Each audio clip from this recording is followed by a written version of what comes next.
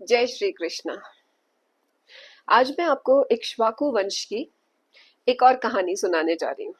बड़ी इंटरेस्टिंग कहानी है, बड़ी छोटी सी कहानी है, लेकिन इसमें बड़ा मीनिंग है। तो बहुत पहले जब ब्रह्मा जी ने सृष्टि की शुरुआत की थी, तो सृष्टि की शुरुआत में उन्होंने प्रकट किया था ये जो सब उनके मानस पुत्र हैं। मानस पुत्र प्रकट हुए, उसके बाद ये सारे सप्तऋषि उन्होंने ये सारे क्रिएट किए, और इसके बाद धीरे धीरे सृष्टि आगे बढ़ी। तो इनमें सूर्य भी आए थे। तो जो सूर्य भगवान हैं, ये जो हैं, ये सब कश्यप ऋषि के संतान थे। तो अदिति और कश्यप के बेटे थे। तो जो सूर्य हैं, इनके जो बच्चे हुए सूर्य और संजना के, उनमें इनके एक बेटे थे वैवस्वत मनु। तो हमारे यहाँ जितने भी क्षत्रिय राजा हैं, वो दो ही वंशियों के बताए जाते हैं, एक सूर्यवंशी और दूसरे चंद्रवंशी। तो ये जो सूर्यवंशी राजा हैं, ये वैवस्वत मनु से इनका लीनेज शुरू हुआ है। तो वैवस्वत मनु के जो थे बेटे, वो थे इक्ष्वाकु। और इक्ष्वाकु जो थे, उनके जो बेटे थे सबसे बड़े, वो थे विकुक्षी। तो अब ये जो विकुक्षी हैं, इनके लिए ऐसा बताया गया है कि एक बार चूंकि जब वैवस्वत मनु, जिन्होंने ये सब मनवंतर के जो स्वामी हैं, तो उनके बेटे ने श्राद्ध करना था। श्राद्ध पक्ष आ गया था और राजा इक्ष्वाकु को अपने एंसेस्टर्स के लिए श्राद्ध करना था। तो उन्होंने सबसे बड़े राजकुमार विकुक्षी को बोला कि जाओ श्राद्ध के लिए थोड़ा वो मृग और वो सब मार कर लाओ, ताकि हम उनको श्राद्ध में चढ़ा सके, क्योंकि वो क्षत्रिय थे और वो लोग खाते थे हिरण का मांस। तो उनका जो बेटा था विकुक्षी, जो राजकुमार था, वो बहुत ही अच्छा था, बहादुर और सब कुछ। वो गया अपने घोड़े पर बैठकर अपने आयुध लेकर के आखेट करने के लिए, और वन में जाकर उसने बहुत सारे मृगों को मारा। और इतने सारे मृग मार करके उसने बहुत सारा उसने इकट्ठा कर लिया कि ये सब अब जो है प्रसाद चढ़ाया जाएगा। लेकिन उस इस सब करने में वो बहुत थक गया। उसे बहुत भूख लग रही थी और बहुत प्यास लग रही थी। तो उसने क्या किया कि उसने वो सारा, तो उसने जो मार लिए थे उनको उसने टच नहीं किया। एक खरगोश, शशक, उसने एक खरगोश मारा जिसको संस्कृत में शशक बोलते हैं, और उसको मार करके उसने वहीं जंगल में उसको भूना और फिर उसे खा लिया। फिर वो बाकी सब ले करके और अपने राजमहल आ गया और अपने पिता को दे दिया कि ये लीजिए पिताजी, श्राद्ध के लिए मैं लेके आ गया हूँ सारा मांस जो आपने मांगा था। फिर राजा इक्ष्वाकु ने बड़े प्रसन्न होकर के वो सब ले जा करके और ऋषि वशिष्ठ को दिया, और बोले अब आप इसका प्रोक्षण करिए। प्रोक्षण करके और आप ये चढ़ा दीजिए, हमारे एंसेस्टर्स को ऑफर करना है, तो पूजा करनी है। तो ऋषि वशिष्ठ ने लेकिन जल नहीं छिड़का उसके ऊपर, वरना जब भगवान को ऑफर करते हैं खाना, या श्राद्ध पक्ष में हमारे पितृ पक्ष में हमारे पितरों को ऑफर करते हैं, तो खाने के चारों तरफ ऐसे जल भी छिड़का जाता है। ऋषि वशिष्ठ ने मना कर दिया और वो बोले कि ये जूठा है, ये अपवित्र हो चुका है, ये नहीं चढ़ाया जा सकता। तो वो हैरान हो गए। इक्ष्वाकु बोले ऐसा तो हो नहीं सकता, इतना तो जानता है वो राजकुमार, तो ऐसा अपवित्र मांस, जूठा मांस क्यों लाएगा वो। तो ऋषि वशिष्ठ बोले ये तो है, लेकिन आप पूछ लो उससे, ये अनफिट है, ये अब लायक नहीं रहा इसके लिए, अब आप नहीं चढ़ा सकते। तो उन्होंने पता किया अपने बेटे से, तो पता चला उनके बेटे ने कन्फेस किया कि मुझे बहुत जोर से भूख लग रही थी, तो मैंने एक शशक मारकर उसे खा लिया, इनको मैं लेके आ गया आपके लिए। तो फिर राजा को बहुत ही गुस्सा आया और बोले एंसेस्टर्स को जिस दिन खाना खिलाना होता है, उस दिन घर का कोई व्यक्ति पहले से खाना नहीं खाता। जिस दिन श्राद्ध होता है और हम पितरों को खाना खिलाते हैं, तो भोजन बनता है, सबसे पहले वो पितरों को ऑफर किया जाता है। जब वो खा लेते हैं, उसके बाद फिर घर के सब सदस्यों को खाना मिलता है। तो वो बहुत नाराज हो गए अपने बेटे से कि तुम्हारा इतना भी अपना संयम नहीं है अपने ऊपर, और तुमने ऐसे खा लिया, तो अब तुम निकल जाओ, अब तुम अकेले ही रहो वन में जाकर के, तुम राजमहल में हमारे साथ रहने लायक नहीं हो। और बहुत कठोर दंड दे दिया इक्ष्वाकु ने अपने बेटे विकुक्षी को। और बेचारे विकुक्षी का नाम भी बदल गया उस दिन से, उसका नाम पड़ गया शशाद। शशाद का मतलब जो खरगोश को मारकर खा गया, वो शशाद। अब सब लोग उसे शशाद बुलाते थे।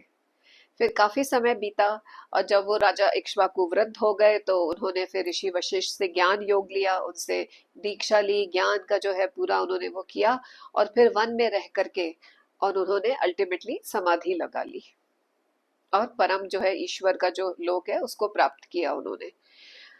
उनके जाने के बाद तब जाके शशाद को माफ किया गया, और फिर शशाद वापस आए अपने नगर में, और फिर वे राजा बने। उन्होंने भी काफी सालों तक प्रायश्चित कर लिया था अपने उस एक अपराध का। इसके बाद में ये जो राजा शशांक थे, इनका एक बेटा था, उसका नाम था पुरंजय। पुरंजय मतलब सिटी को डिस्ट्रॉय करने वाला और जीतने वाला, जिसने सिटी को जीत लिया हो। तो पुरंजय नाम का उनका बेटा जो था वो बड़ा लायक था। अब ये त्रेता युग की बात है, तो उस समय एक बहुत ही भयानक युद्ध चल रहा था देवताओं में और असुरों में।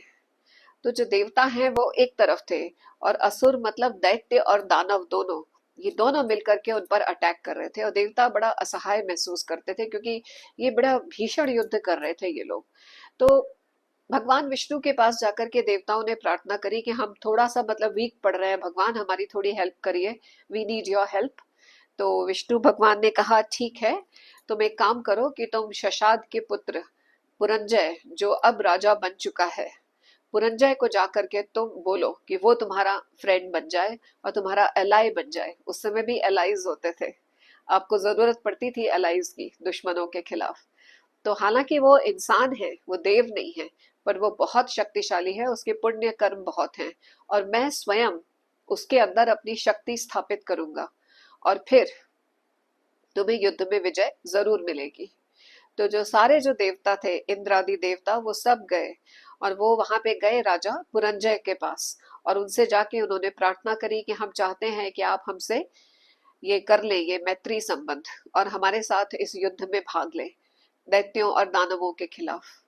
तो ये सुनकर के राजा पुरंजय ने कहा, मैं आपकी बात मान लेता हूँ, मुझे इसमें कोई एतराज नहीं है, मेरे लिए बड़े गौरव की बात है ये तो, लेकिन इसके लिए मेरी एक शर्त है। उन्होंने कहा क्या? तो बोले, अगर आप ये चाहते हैं कि मैं दैत्यों और दानवों के साथ लड़ूं आपके लिए, तो मुझे एक बहुत अच्छा वाहन चाहिए। देवों ने पूछा क्या चाहिए आपको वाहन? तो वो बोले, मुझे इंद्र को अपना वाहन बनाना है, अगर इंद्र मेरा वाहन बन जाए तो मैं युद्ध अवश्य लड़ूंगा। तो इंद्र ने हाँ बोल दिया, क्योंकि विष्णु भगवान उन्हें बोल चुके थे कि तुम्हें इनकी हेल्प की जरूरत है। तो इंद्र मान गए। तो फिर इस चीज के लिए इंद्र ने अपना रूप बदला। उन्होंने एक बहुत बड़े विशालकाय वृषभ का रूप लिया, एक ऐसा वृषभ जिसका जो हम्प होता है ऊपर से कंधा, वो बहुत ही ऊंचा था। और पुरंजय वो उसके ऊपर चढ़े, उस बड़े सारे वृषभ के ऊपर, उस बुल के ऊपर चढ़ के वो बैठे। और चूंकि उन्होंने उस बुल के कंधे की सवारी करी, कंधे को बोलते हैं संस्कृत में ककुद, तो चूंकि उन्होंने कंधे की सवारी करी, इसलिए उनका एक नाम पड़ गया ककुत्स्थ। तो पुरंजय उनका रियल नेम था, और फिर चूंकि इंद्र को उन्होंने वाहन बनाया, इसलिए उनका एक नाम पड़ गया इंद्रवाह। इंद्रवाह, ककुत्स्थ, पुरंजय, ये तीन नाम उनके ही थे। इसके बाद वो चले गए युद्ध लड़ने के लिए, और ऐसा भीषण युद्ध हुआ, ऐसा भीषण युद्ध हुआ कि उस युद्ध में मतलब ऐसी बुरी हालत हो गई दैत्यों और दानवों की, किसी को विश्वास ही नहीं हो रहा था, क्योंकि भगवान विष्णु की शक्ति जो है वो उनमें पुरंजय में आ चुकी थी। तो पुरंजय जो थे अब वो अजेय हो गए थे, उन्हें अब कोई नहीं हरा पा रहा था। और उनके पास तो ऐसा मतलब वॉरफेयर का था, ऐसी मिसाइल्स और ऐसे ऐसे अस्त्र शस्त्र उनके ऐसे थे कि दैत्य और दानव तो लिटरली रो दिए, मतलब कि कहाँ फंस गए आज हम। इन देवताओं को हराना तो ज्यादा आसान था, पर पुरंजय को हराना असंभव लग रहा है। और उनका जो एक एक तीर था, पुरंजय का एक एक तीर था, वो ऐसा गर्म था, ऐसा हॉट, उसमें ऐसी अग्नि थी कि जैसे प्रलय के समय जब आग फैलती है और पूरा विश्व उस अग्नि का ग्रास बन जाता है, ऐसी अग्नि उनके तीरों में से निकल रही थी और उनको जला रही थी उन दैत्यों को। तो उनसे पिट पिटा के बुरी तरीके से वो जो सारे दैत्य और दानव थे वो चले गए, और वो भाग गए पाताल लोक में। और वो तो पाताल लोक में जाके छुप गए, और सारा उनका जो सामान था वो सब देवताओं ने और इन्होंने ले लिया, फिर जो उन्होंने देवताओं से छीना था पहले उनके ऊपर अटैक करके। तो अब देवता सब बहुत प्रसन्न थे, और राजा पुरंजय भी इसके बाद अपने राज्य वापस लौट के आ गए, और फिर उसके बाद सुख से राज्य करते रहे। उनका बहुत नाम था, वो बहुत प्रतापी थे। अब आप सोच रहे होंगे कि ये कहानी जा कहाँ रही है, ऐसी तो बहुत कहानियां सुनी है हमने देवताओं की और दैत्यों के युद्ध की, तो इसमें क्या खास बात है? इसमें खास बात यह है कि इक्ष्वाकु वंश के ये जो राजा पुरंजय थे, जिन्होंने इंद्र को वाहन बना के युद्ध जिताया देवताओं को, इनकी जनरेशन में एक के बाद एक 17 पीढ़ियां निकल गई। 17 पीढ़ियां निकलने के बाद राजा मांधाता का जन्म हुआ। और राजा मांधाता का जब जन्म हुआ तो चूंकि वो अपने पिता के उदर से प्रकट हुए थे, अपनी माँ के पेट से नहीं, तो उनके लिए दूध की व्यवस्था नहीं थी। तो उस समय मांधाता को आकर के इंद्र ने अपनी उंगली से अमृत पिलाया था। तर्जनी उंगली इंद्र ने आकर के शिशु के मुंह में डाली थी और कहा था, माम धाता, मैं इसका पालन करूंगा, वत्स मारुद, रो मत। और इसीलिए मानधाता का नाम मानधाता पड़ा, क्योंकि इंद्र ने आके उनके प्राणों की रक्षा करी उन्हें अमृत पिला के।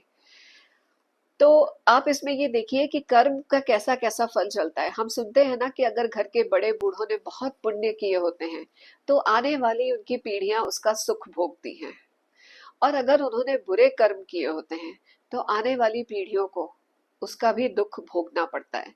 क्योंकि जो भी आत्मा जिस परिवार में जन्म लेती है उसका कुछ कनेक्शन होता है, कहीं ना कहीं पिछले जन्मों का एक संबंध होता है। इसीलिए कहा जाता है कि हमेशा अच्छे काम करने चाहिए। अगर आप बहुत अच्छे काम करोगे तो आपका तो पुण्य संचय होगा ही, आपकी आने वाली पीढ़ियों का भी बहुत भला होगा। क्योंकि जब आप एक अच्छा काम करते हो तो वो एक एफडी की तरह उसका जो पुण्य है वो बढ़ता जाता है। तो चूंकि वो राजा पुरंजय ने इंद्र की तब हेल्प की थी और हराया था दैत्यों को, तो उसका उपकार का बदला इंद्र ने चुकाया।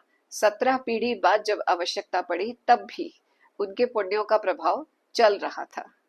तो इसीलिए हमें हमेशा अच्छे कर्म करने चाहिए और हमेशा दूसरों की हेल्प करनी चाहिए। जय Shri Krishna. Don't forget to subscribe to our channel. Thanks for watching.